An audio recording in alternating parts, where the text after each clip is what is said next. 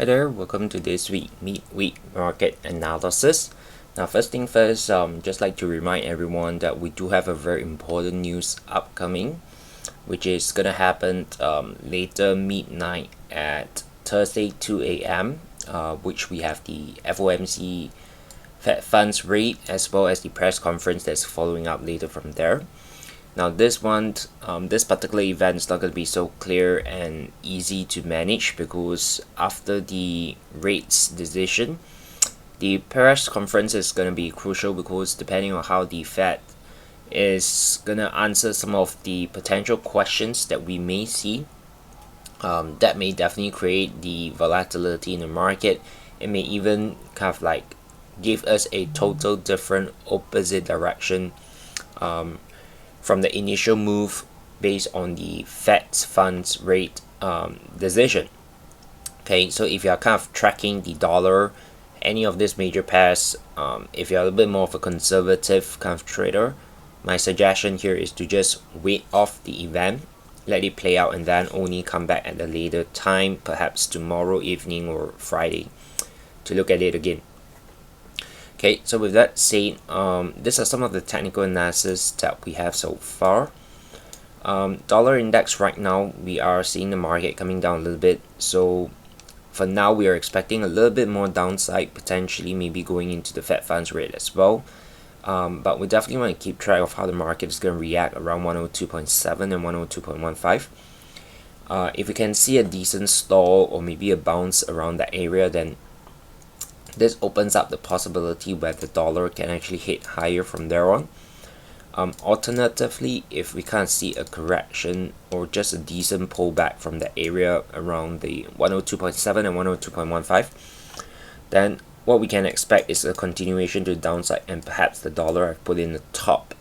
Okay, so right now we're maintaining a rather neutral perspective and we wanted to give some time to the market and see what's the reaction from here on to make a decision. Euro dollar over here, we are kind of testing that 50% Fibonacci retracement. So quite similar is the perspective if we can get a decent crawl or perhaps a strong rejection, then we'll see more downside on euro dollar. Alternatively, if this is just gonna do a little bit of a pullback, okay, then we can expect at least one more short-term upside. So again, we are maintaining a rather neutral perspective because we don't have that piece of information right now. And perhaps after FOMC event, we're gonna get a little bit more clarity. That's then we're gonna kind of commit, to a better decision as to whether should we be focusing on the buy or the sell. Okay, pound dollar is clear in terms of the overall structure, but we're basically still being patient and wait for this little pullback here to complete the ABC structure. And we'll be very interested to look for buy opportunity after this pullback. So perhaps, the news later on tomorrow would likely bring us this move. And if the market does comes back down, okay, that would be a pretty decent setup perhaps for next week itself, okay, maybe on Monday or Tuesday. So definitely keep an eye on pound.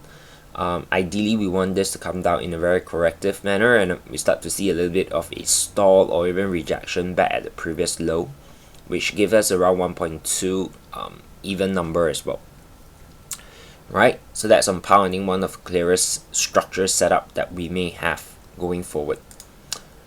And then on a Aussie dollar over here, as of now, this is definitely very, very corrective in nature. So I don't expect a strong move up from here unless, otherwise, which is not very high in probability. So right now, the main forecast and projection that we have is perhaps a little bit more upside, face a little bit of resistance here, one more move down before the bigger move up, right? So this move down here may be just a corrective reset, and if we can get that, of course, we're gonna expect more upside. I'm not too keen to jump into the sell here because of context-wise, we have been falling quite a bit. We are expecting a deeper retracement, right? So I'm not too keen in the sell side. So that's the reason why I'm maintaining a neutral perspective, because I just want to see what's next here.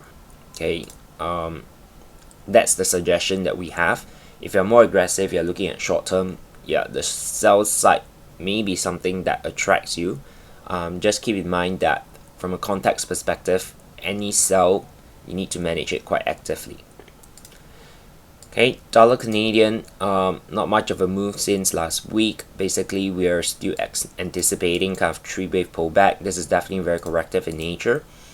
Ideally, we get a little bit more dip, see some reaction around 1.36, and then we can get that buy trade set up to the upside. Okay, so again, this may come in with more clarity post FOMC, so just be a little bit more patient for now. Dollar yen, we did see the decent rejection of that low at 103.50, and this looks pretty impulsive at this moment, so this may be a completed 1, 2, 3, 4, 5. So we're expecting a decent three-wave push to the upside, potentially towards 134.20 and 135.10.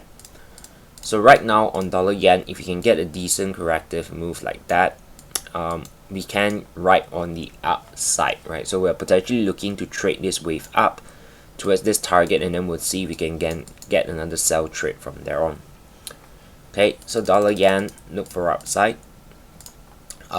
Gold did a pretty nice little rejection last session. So again, case in point, never jump into a trade whenever you just see an impulse push. Okay, because this can easily happen, a V. And furthermore, of course, we have been seeing a divergence between these two peak, early sign of a reversal as well. Okay, not 100% thing, but high probability. So that can give us the idea that you do not want to definitely buy into all this move here, because that reversal can be fast, right? And that's what we're seeing on gold right now. So this may have completed a 1, 2, 3, 4, 5, and right now we're expecting at least a decent three-wave push to the 618 area around 1885, which is where the previous wave 4 is as well. So we have a decent impulse move lower. Right now, if you can get a decent corrective move to the upside, perhaps somewhere towards 1972, we can ride on this third move down. Okay, so gold here is a potential setup building up as well. Do keep an eye on it. Okay, crude oil, quite similar, it's just the opposite side of things. So right now we are seeing that after this little strong push, we have a bit of a divergence. We have a decent impulsive yesterday. So right now we are waiting for a correction back towards maybe about $67, and then we can look for the third push back up. Okay, so quite similar in the structure, just the inverse of gold. S&P, okay, whatever is developing right now still respect the channel. So basically it's still very corrective in nature, and if it's gonna develop continuously like that, then we can expect at least one more drop, right? And this is gonna be coming in quite interesting with the Fed funds rate and press conference, because again, any decision that the Fed has with regards to the future monetary policy is gonna have a direct impact in the equities market as well. So don't be overly excited and happy that the market is pulling right now, because this looks pretty corrective. We may still get a push down. Okay, so we'll see. Last one here is Bitcoin. Okay, so Bitcoin basically recently had a very strong push to the upside, so definitely not a buy at the top. Any buy here will want to wait for a decent corrective retracement and pullback first. So right now we're maintaining a neutral perspective, because if you don't see this impulsive drop yet, this can still continue to crawl a little bit more before that reversal, right? So we're just basically staying at the sideline for Bitcoin, and just be patient for now. Okay, so that's all for me. All the best for this week. Again, general reminder, be aware that we have a very important news coming in from FOMC this week. Okay, later part, midnight, 2 a.m. on Thursday. So keep an eye on that. Be aware of it. Okay, manage your risk accordingly. And all the best to your trading. I'll see you guys in the next one.